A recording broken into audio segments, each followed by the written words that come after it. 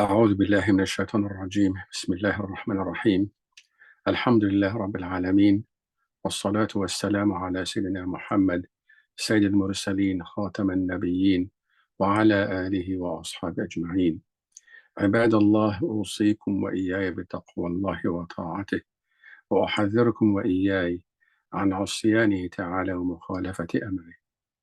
يقول الله تعالى في كتابه الكريم: من عمل صالحا فلنفسه ومن أساء فعليها وما ربك بظلام للعبيد. We begin, my dear brothers and sisters, by emptying our hearts and minds from all of the thoughts and emotions that course through them as we sit silently. And we do this in order to feel more keenly the presence of Allah in our hearts and our minds and our souls. And in this state of inner peace and quiescence, we then bear witness that there is no God but God, the One, the Almighty, the All-Powerful, Creator of the heavens and the earth, the All-Merciful, the All-Compassionate, Light of the heavens and the earth. And we complete this testimony by bearing witness that our beloved Prophet Muhammad, peace and blessings be upon him, is his beloved servant and messenger, whom Allah sent for no other purpose than to be a mercy to the worlds.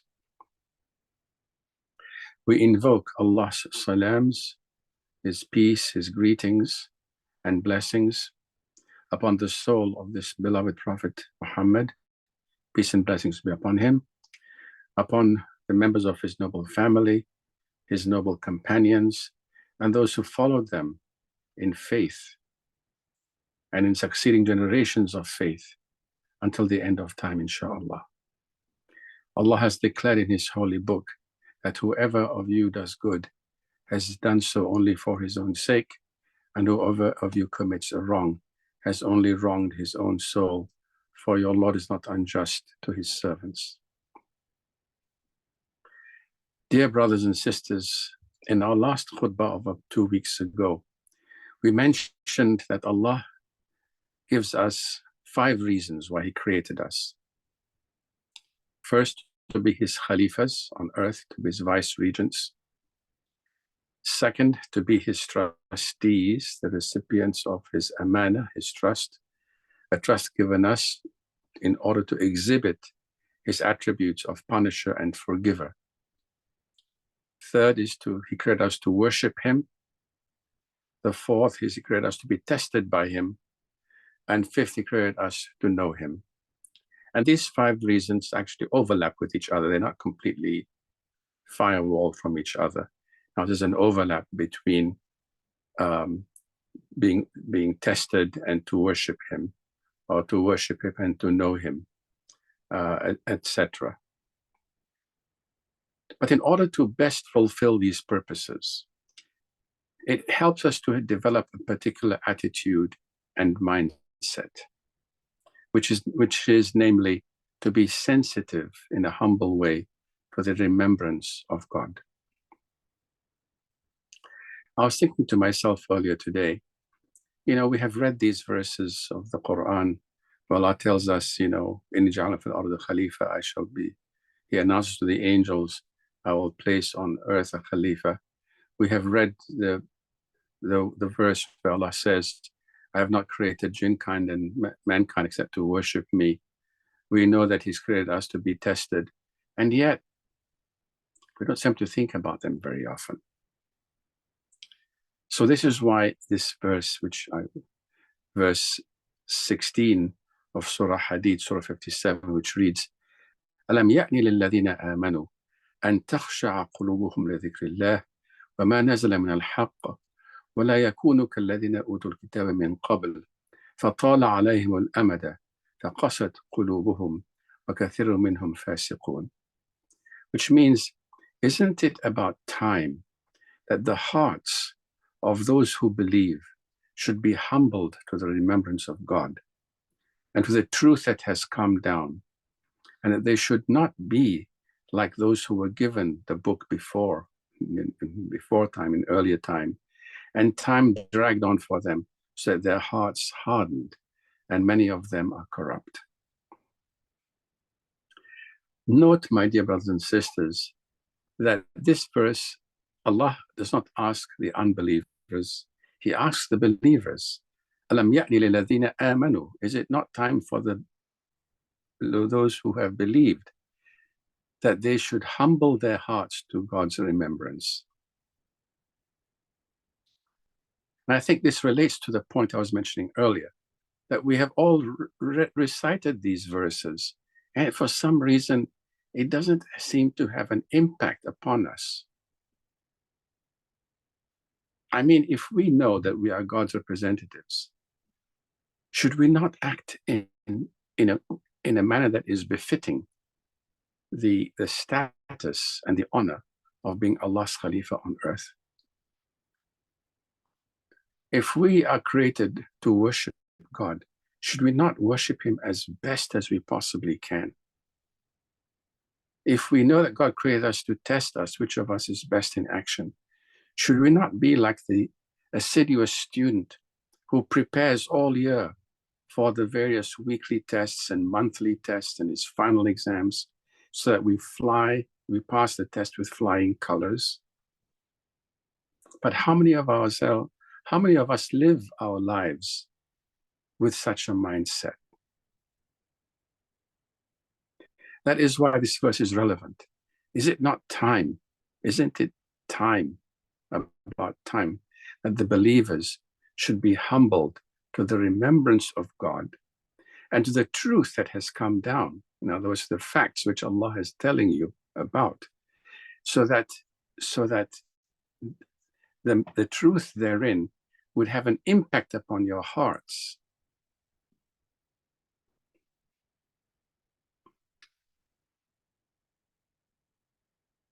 As many of you know, I am just about 75 years old. And when I was a young lad, 50, 60 years ago, a person who lived as long as I would have been regarded as someone who has already lived his life.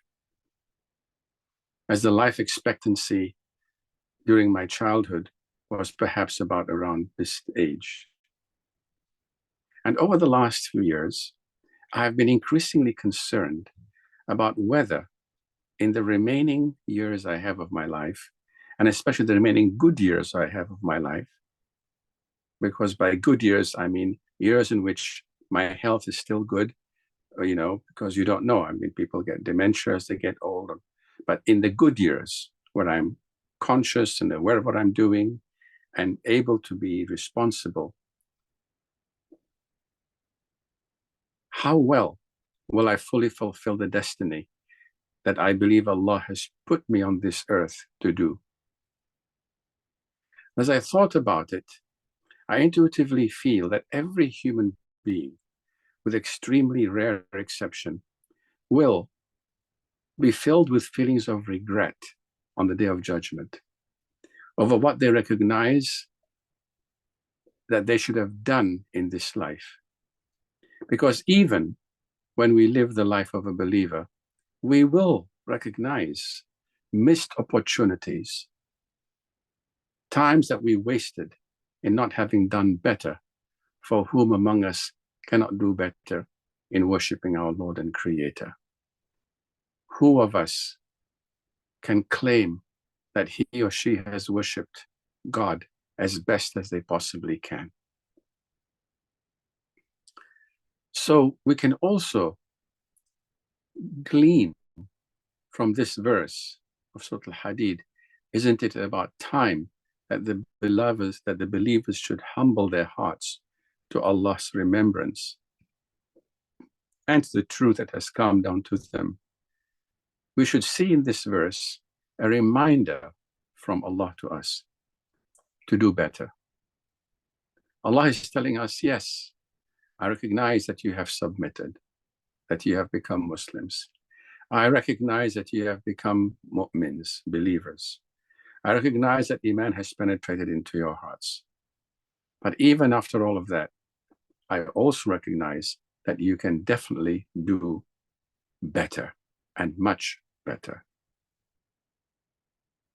As we said, it's not only the sinners whose hearts will be filled with regret on Judgment Day. Even believers will feel regret for those missed opportunities in not having done better in serving Allah and in perfecting our faith and in perfecting our light. So channeling this idea into the above 5 reasons why Allah created us, it therefore follows that first, we should try our best to do better as Allah's Khalifas, as His vicegerents, as His ambassadors. We should seek to explore the meanings of what it means to be Allah's Khalifa on earth. And as we deepen our understanding what it means to be that we then fulfill the roles and responsibilities that being Allah's Khalifa entails. We should also try our best to do better as Allah's trustees, as the recipients of an amana, and seek to fulfill our trust as perfectly as we can, and especially in eliciting Allah's attribute of tawwab upon us, of the one who forgives. We should therefore perfect our acts of worship. Since Allah created us to worship Him, we should worship and perform our acts of worship as best as we can.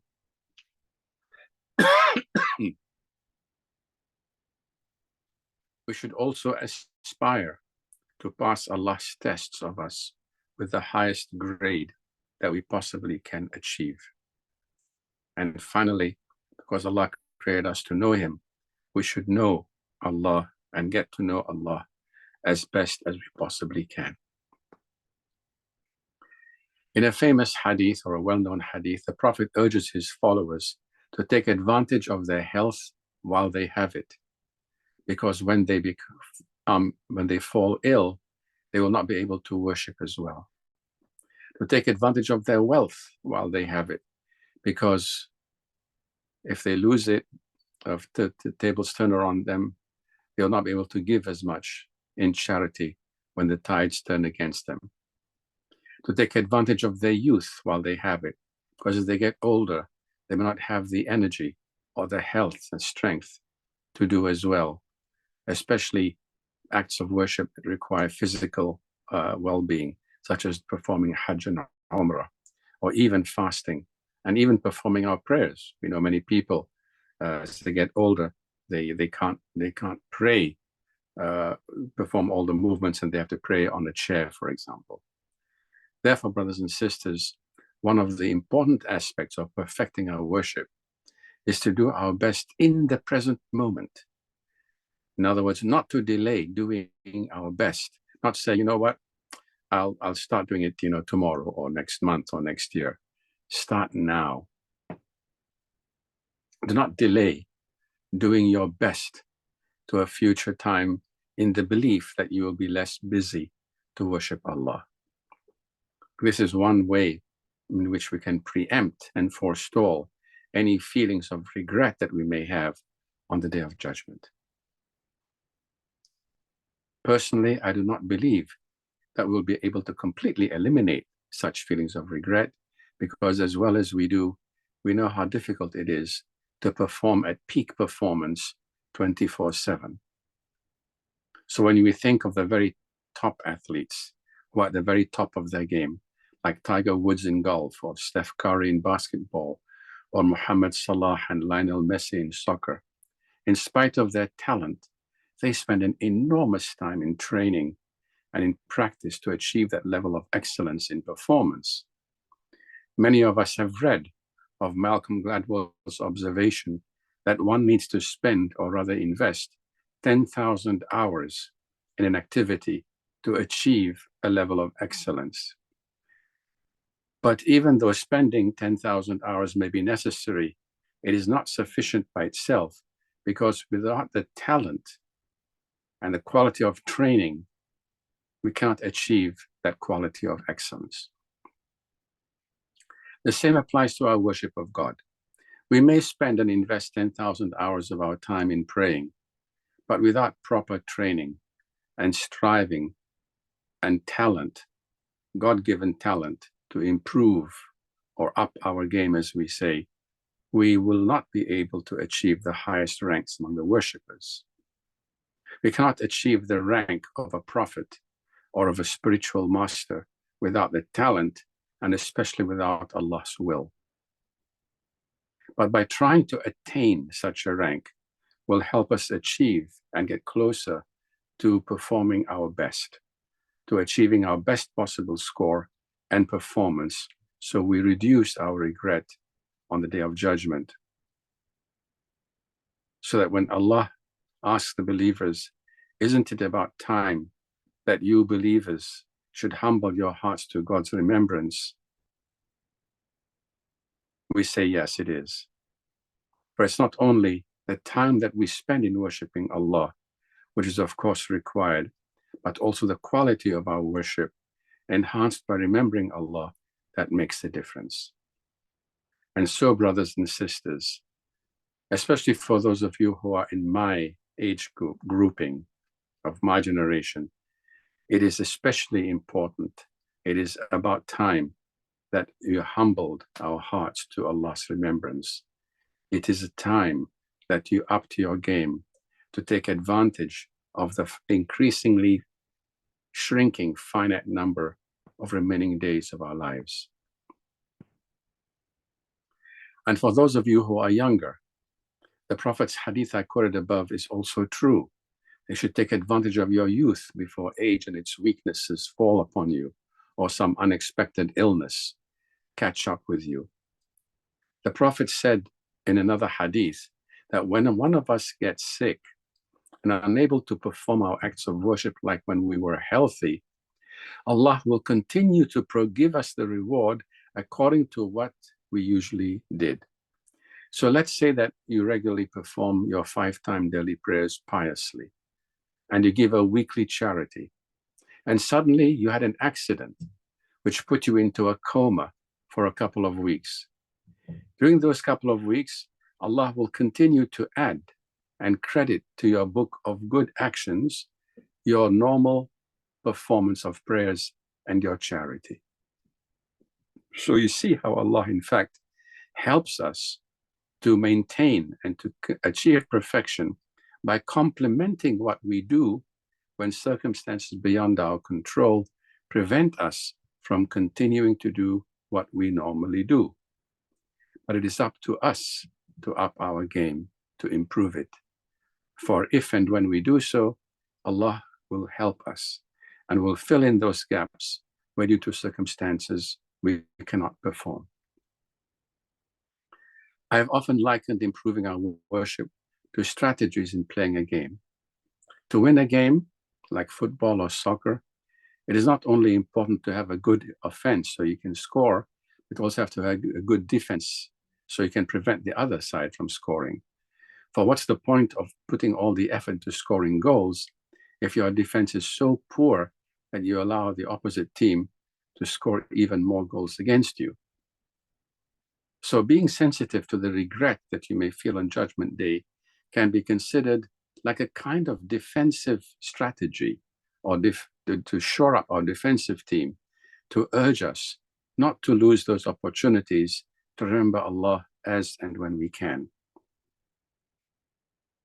This reminds me of a very lovely, sweet Chinese Muslim man who used to attend the mosque at One Riverside Drive in the mid-1960s, when my father was first appointed there as director.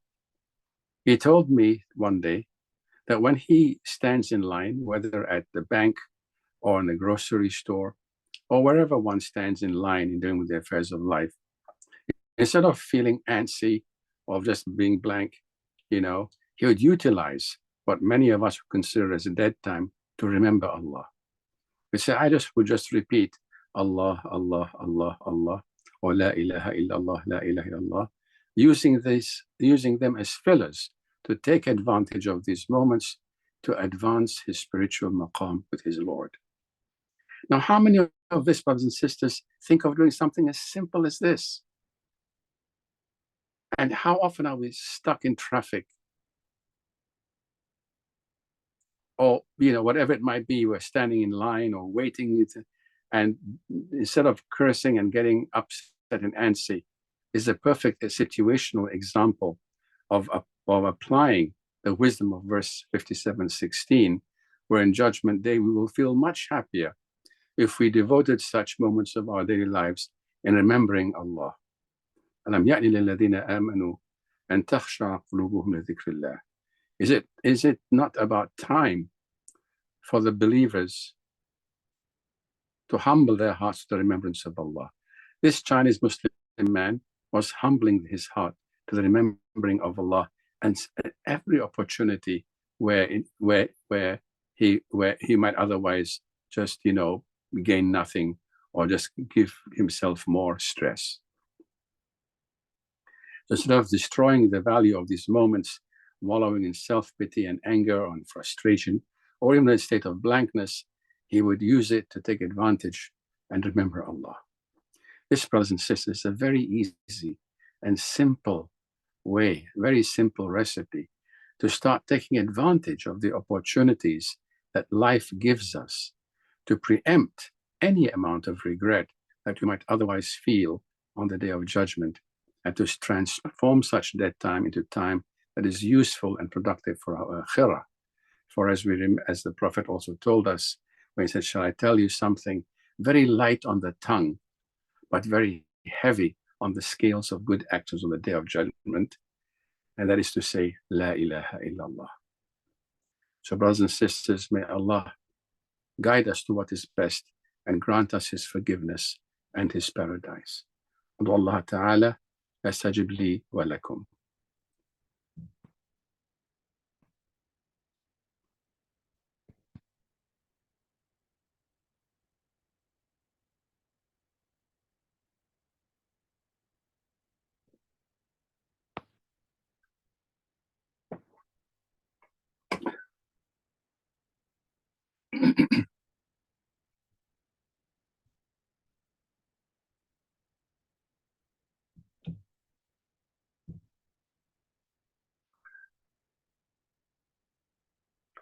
الحمد لله حمدا كثيرا كما أمر، ونشهد أن لا إله إلا الله وحده لا شريك له المتعالي على المشاركة والمشاكلة لسائر البشر، ونشهد أن سيدنا ونبينا محمدا صلى الله عليه وسلم عبده ورسوله النبي المعتبر. واعلموا أن الله تعالى صلى على نبيه قديما، فقال تعالى: ولم يزل قائلا عليما وآمرا حكيما، تنبيها لكم وتعليما وتشريفا لقدر نبيه وتعظيما. إن الله وملائكته يصلون على النبي يا أيها الذين آمنوا صلوا عليه وسلموا تسليما.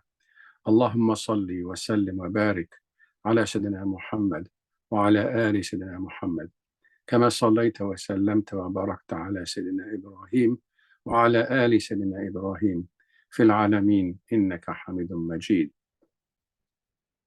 ورضى اللهم عن الأربعة الخلفاء السادة الحنفاء المميزين بعده بالرعاية والولاية والاصطفاء، ذوي القدر العالي والفخر الجلي، ساداتنا وموالينا وأئمتنا أبي بكر الصديق وعمر وعثمان وعلي.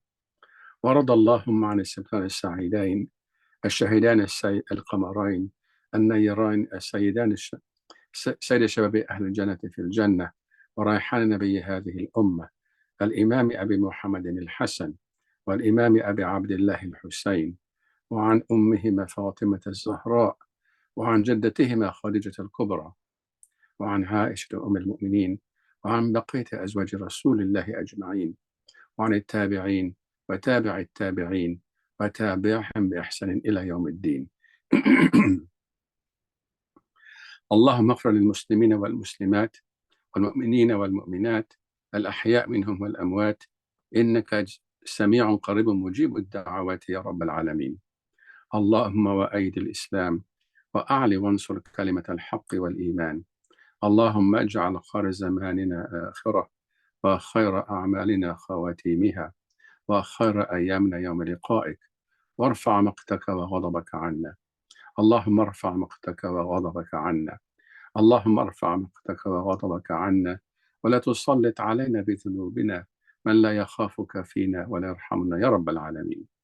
اللهم أصلح أحوالنا وبلغنا مما يرضيك آمالنا، واختم بالصالحات أعمالنا، وبالسعادة آجالنا، وتوفنا وأنت راض عنا يا رب العالمين. أسأل الله العظيم رب العرش الكريم أن يغفر لي ولكم والمسلمين أجمعين. عباد الله، إن الله يأمر بالعدل والإحسان وإيتاء ذي القربى وينهى عن الفحشاء والمنكر والبغي، يعظكم لعلكم تذكرون. فاذكروا الله العظيم يذكركم، وأقم الصلاة.